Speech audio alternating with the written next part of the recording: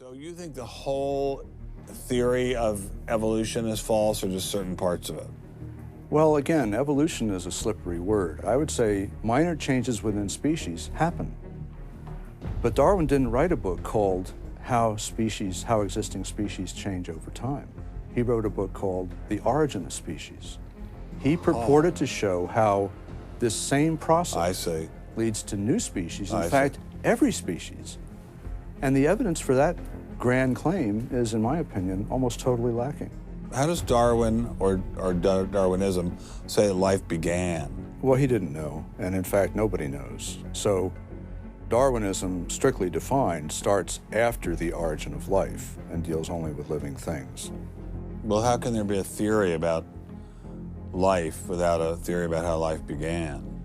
Well, a grand overarching evolutionary story, of course, does include the origin of life, but Darwin's theory doesn't begin until you have the first cell. Well, does someone have a theory about how life began?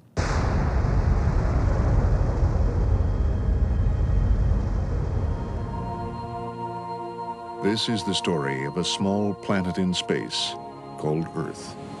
For a typical Darwinian explanation of how life originated, Dr. Wells directed me toward this documentary. The chemical elements essential for life, hydrogen, oxygen, carbon, and nitrogen, were now in place. What was needed was a way of combining them. Perhaps the energy came from lightning.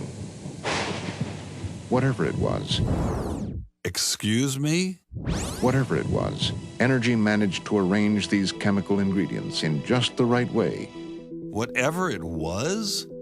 I was hoping for something a little more scientific. The most popular idea has been that life emerged spontaneously from primordial soup. In 1953, Stanley Miller mixed water, methane, ammonia, and hydrogen to simulate the early Earth's atmosphere. Then he ran electricity through it in an attempt to jumpstart life. It's alive! It's alive! It didn't work.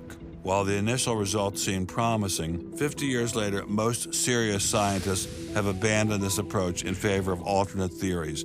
Prominent Darwinist Michael Ruse attempted to explain one of them to me. He wasn't kidding. How did we get from an inorganic world to the world of the cell? Well, one popular theory is that it might have started off on the backs of crystals. My crystal ball. Molecules piggybacked on the back of crystals forming, and that this led to more and more complex. But of course, the nice thing about crystals is every now and then you get mistakes, mutations, and that this opens the way for natural selection. But at one point there was not a living thing, and then there was a living thing. How did that happen? Well, this is I've just told you. And I don't see any reason why you shouldn't go from very simple to more and more complex to more and more complex.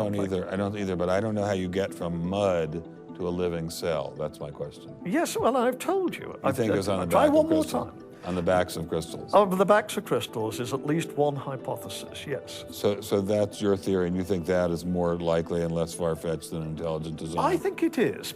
I wouldn't put Ben Stein's money on Dr. Ruse's joyriding crystals, but it did make me wonder, what were the chances of life arising on its own? It's been speculated that probably there would have to be a minimum of about 250 proteins to provide a minimal life function.